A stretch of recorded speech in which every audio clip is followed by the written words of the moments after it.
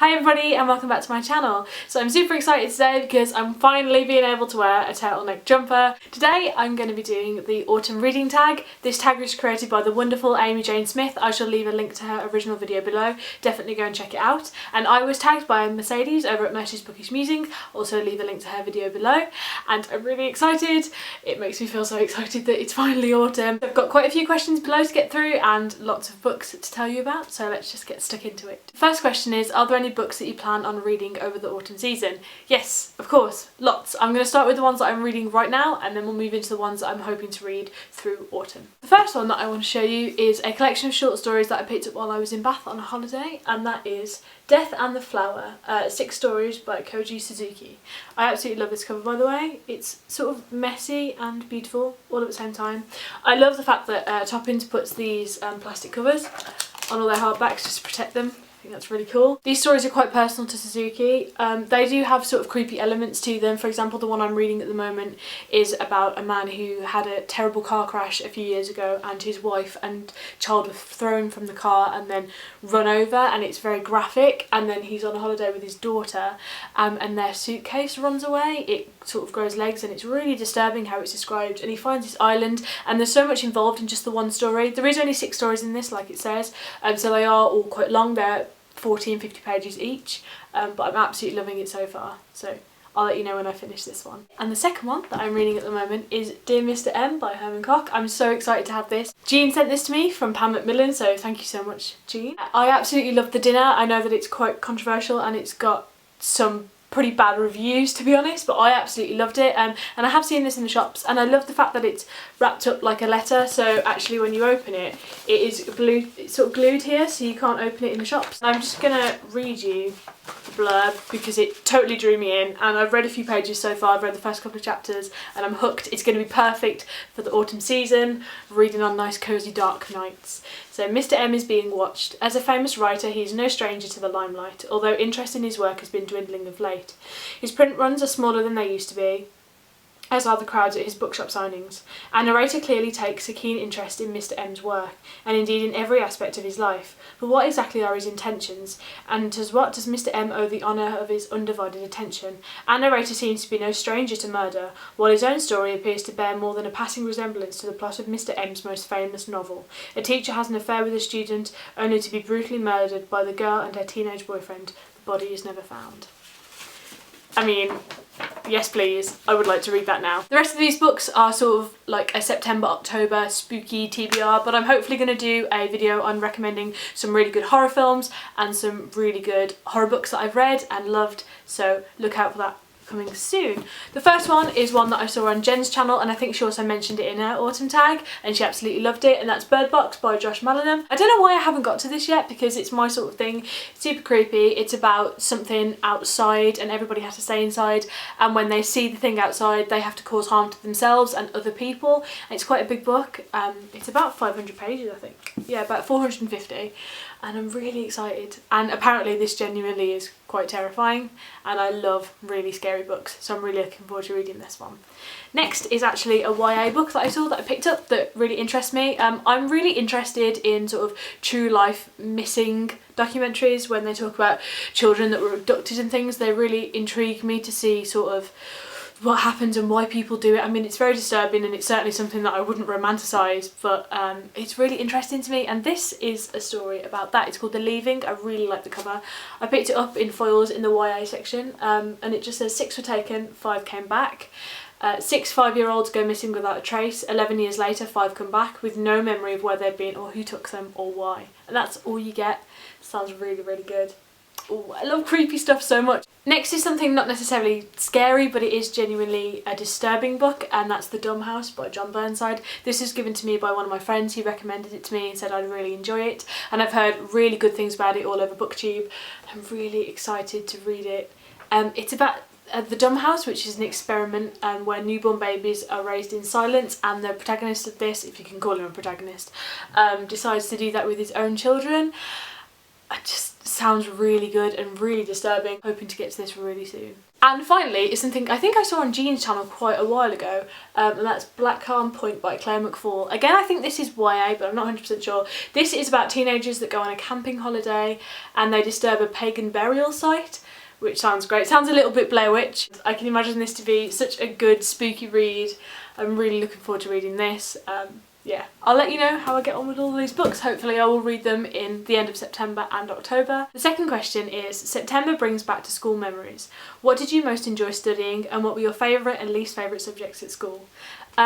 So, the couple of things that I have to mention here are my two favourite things that I studied during my education. The first one was something that I studied at A-level. It was in my final year of A-level, and that was We Need to Talk About Kevin by Lionel Shriver. We did a whole sort of semester, I suppose, just studying this book. We read it about 3 times through. It was super intense, but it is a series of letters that the character of Eva writes to her husband Franklin, and when you realise the fate of Franklin and her daughter, it's incredibly disturbing. It adds a completely different tone, so reading it back the second and third time, it's a completely different experience, and I absolutely love it for that. I'm so glad that we got to study something like this. I think a lot of times, especially with AS and A-level, you study texts that you don't necessarily enjoy and you don't enjoy writing about them, but I absolutely love this. The other thing which I've mentioned quite a few times in here was when I was at drama school and we did Macbeth and we studied Macbeth Inside Out. Absolutely loved this. This is my second favourite Shakespeare play after Othello.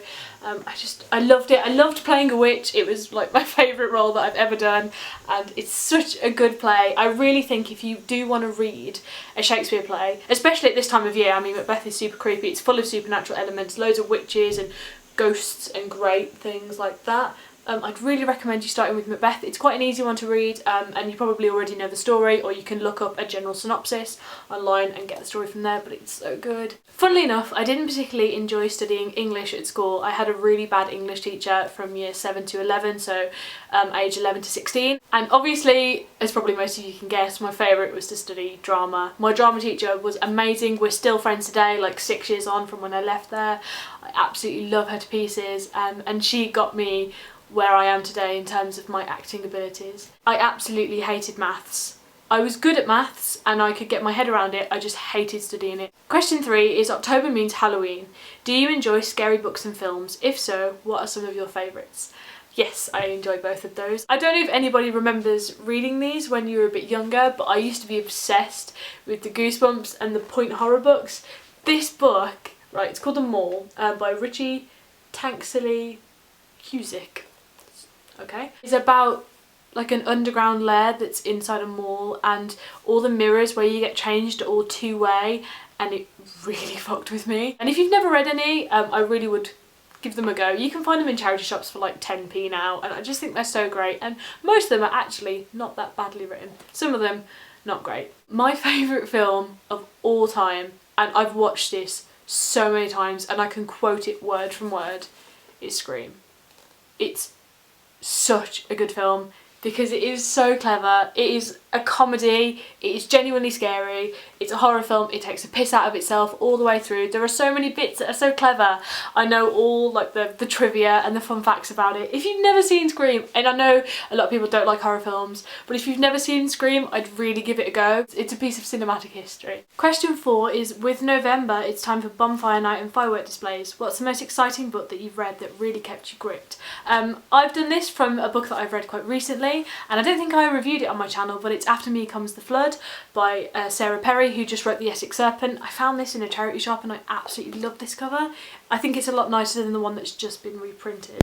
I'm going to read you the blurb to this very quickly. One hot summer's day, John Cole drives out of London, leaving his life behind. When his car breaks down on an isolated road, he goes looking for help and stumbles into the grounds of a grand but dilapidated house. Its residents welcome him with open arms, but there's more to this strange community than meets the eye. They've all known him by name, they've prepared a room for him and claim to have been waiting for him. And that's how it starts, and it's so interesting. It just goes from there. I think if you're going to pick this up, you don't want to know any more than that. You definitely don't want to hear any spoilers, because there's a lot of twists and turns in this, but it's so interesting. It's expertly written, just like the Essex Serpent. It's got such a beautiful lyricism to it that really moves the story along, but it does get quite creepy. It's a very creepy feeling, but it just got me gripped completely from the first chapter, and I absolutely loved it. Question 5 is, what book is your favourite cosy comfort read? For this question I've actually gone with an author instead of just a book, and I've gone with Mitch Albom. I think the first book that I read from him was called The First Phone Call in Heaven, which I don't own because I borrowed it from the library, and since then I've just been hooked on his beautiful style. Again, it's a lyricism to the way he writes, and this is For One Day More, which I haven't yet read, and then his most famous book is called The 5 People You Meet in Heaven, which I think I originally saw on Carrie Fletcher's channel when she sometimes reviews books. I love him. I think if you haven't read one of his books, definitely give it a go.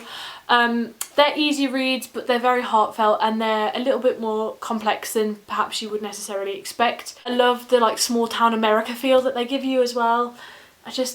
The thought of curling up and reading some Mitch Albom on a cold day when it's pouring with rain, cuddled in a blanket with a cup of tea, is just my idea of heaven.